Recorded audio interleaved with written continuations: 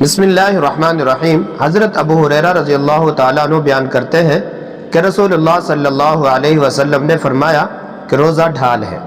جب آپ میں سے کسی کا روزہ ہو تو وہ فحش گوئی اور شور و گل سے اجتناب کرے۔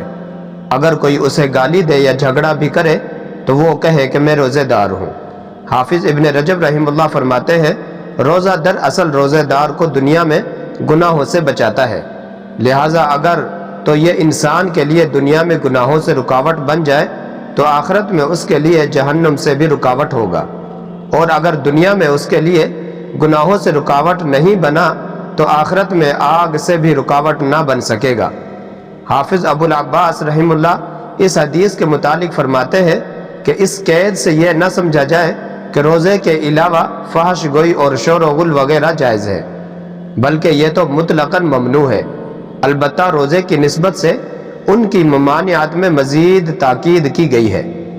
شیخ عبد الرحمن بن ناصر السعدی رحمہ اللہ فرماتے ہیں کہ روزہ ڈھال ہے، یعنی یہ ایسا حفاظتی بچاؤ ہے جس کے ذریعے بندہ دنیا میں گناہوں سے بچتا اور نیکی کا عادی بن جاتا ہے، اور اسی طرح یہ عذاب سے بھی بچاؤ کا ذریعہ ہے۔ حضرت ابو ہریرہ رضی اللہ تعالیٰ عنہ بیان کرتے ہیں کہ رسول اللہ صلی اللہ علیہ وسلم نے فرمایا جو شخص روزے میں جھوٹ اور برے کام نہیں چھوڑتا تو اللہ تعالیٰ کو اس کے کھانا پینا چھوڑنے کی کوئی ضرورت نہیں۔ حضرت ابو ہریرہ رضی اللہ تعالیٰ عنہ بیان کرتے ہیں کہ رسول اللہ صلی اللہ علیہ وسلم نے فرمایا بعض روزہ دار ایسے ہیں جنہیں روزے سے بھوک کے سوا کچھ حاصل نہیں ہوتا، اور بعض قیام کرنے والے ایسے ہیں جنہیں قیام سے سوائے بیداری کے کچھ نہیں ملتا۔ علامہ شرف الدین الطیبی رحمۃ اللہ علیہ فرماتے ہیں یعنی ہر وہ روزہ جو خالص اللہ تعالیٰ کے لیے نہ ہو اور اس میں بری باتیں، جھوٹ، بہتان، غیبت اور اس طرح کی دیگر ممنوعات سے گریز نہ کیا جائے تو انسان کو بھوک اور پیاس تو ملے گی لیکن ثواب حاصل نہ ہوگا، اور یہی حکم قیام اللیل کا ہے۔ حضرت جابر بن عبداللہ رضی اللہ تعالیٰ عنہ فرماتے ہیں کہ جب آپ روزہ رکھیں تو آپ کے کان، آنکھیں اور زبان جھوٹ و حرام سے رک جائے، ماتحت کو تکلیف دینا چھوڑ دیں۔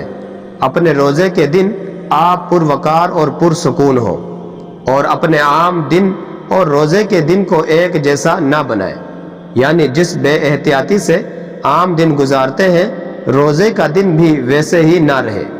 ابو المتوکل الناجی تابعی رحمہ اللہ بیان کرتے ہیں کہ حضرت ابو ہریرہ رضی اللہ تعالی عنہ جب روزہ رکھتے تو مسجد میں بیٹھے رہتے اور کہتے ہم اپنے روزے پاک کر رہے ہیں۔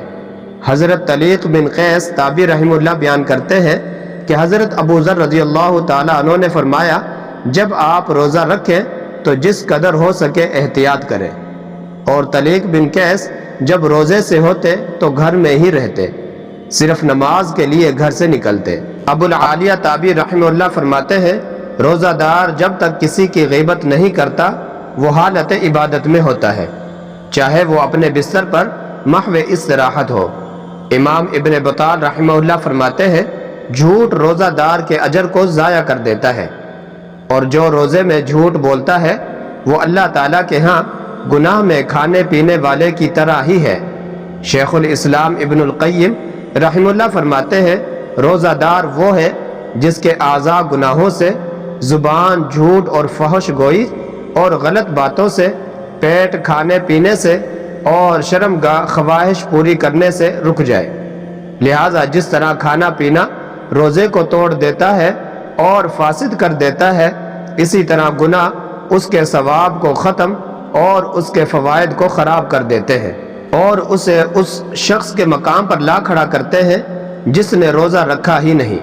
نوٹ: بعض اہل علم کے ہاں جس طرح جان بوجھ کر کھانے پینے سے روزہ ٹوٹ جاتا ہے، اسی طرح گناہوں سے مثلا جھوٹ، غیبت، گالی گلوچ وغیرہ سے بھی روزہ باطل ہو جاتا ہے۔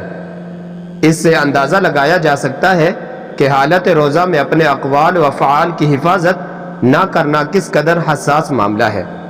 البتہ جمہور اہل علم کے ہاں جھوٹ، فحش گوئی اور غیبت وغیرہ سے روزے کے اجر میں کمی واقع ہوتی ہے، اور بسا اوقات روزے کا سارا اجر ضائع ہو جاتا ہے، لیکن روزہ نہیں ٹوٹتا اور فرض کی ادائیگی ہو جاتی ہے۔ محترم سامعین، اللہ تعالیٰ سے دعا ہے کہ ہم سب کو اپنے روزوں اور تمام عبادات کی حفاظت کرنے کی توفیق عطا فرمائے۔ آمین یا رب العالمین۔ وعلیکم السلام ورحمۃ اللہ وبرکاتہ۔